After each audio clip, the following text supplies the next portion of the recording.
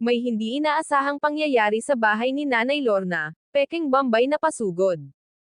Hello mga kababayan, isang mapagpalang araw, saang sulok man kayo ng mundo naroon, naway nasa mabuti po kayong kalagayan.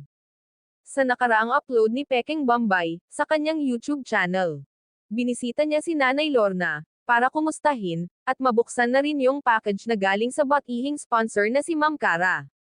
Bago pa binuksan ang package, kinausap muna ni Peking Bombay si Nanay Lorna. Dahil may nabalitaan daw siya tungkol sa ginawa ni Nanay Lorna. Ang nagsabi daw ay ang mga kapitbahay na marites. Nako, Nanay Lorna.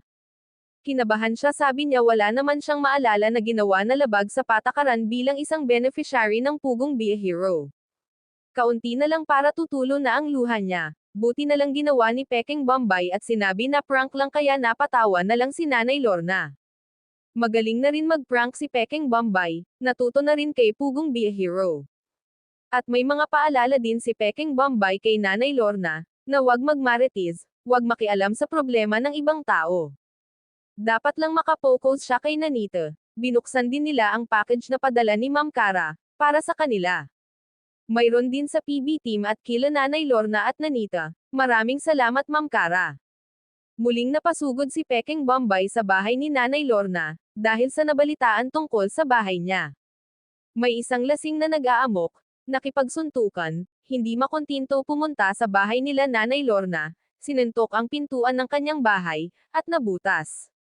Sobrang ang takot nila Nanay Lorna, at Nanita, kaya nang nalaman ni Peking Bombay na pasugod siya.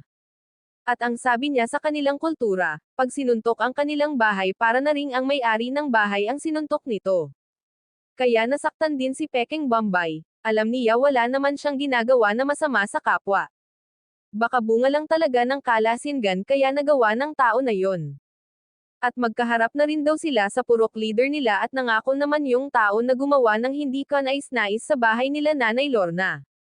Si Nanita naman ay kinuhaan ng magtuturo sa kanya tulad ng pagbabasa. Alam naman natin ang kalagayan ni Nanita, dalaga na pero ang isip niya hindi na ayon sa kanyang edad. Dapat gabayan, at tuturuan para hindi siya mahuli or maiwanan. Ito ay mungkahi ni Peking Bombay, sabi niya ang mag-tutor kay Nanita walang iba kung hindi ang kanyang pamangkin, sabi kahit sa isang araw 1 oras lang natuturuan si Nanita ng pagbabasa. Maraming salamat Peking Bombay sa malasakit mo nila Nanay Lorna at Nanita. Maraming salamat sa suporta mga kababayan, mapanood ang full video sa YouTube channel ni Peking Bombay. Maraming salamat sa pagsuporta mga kababayan. God bless everyone.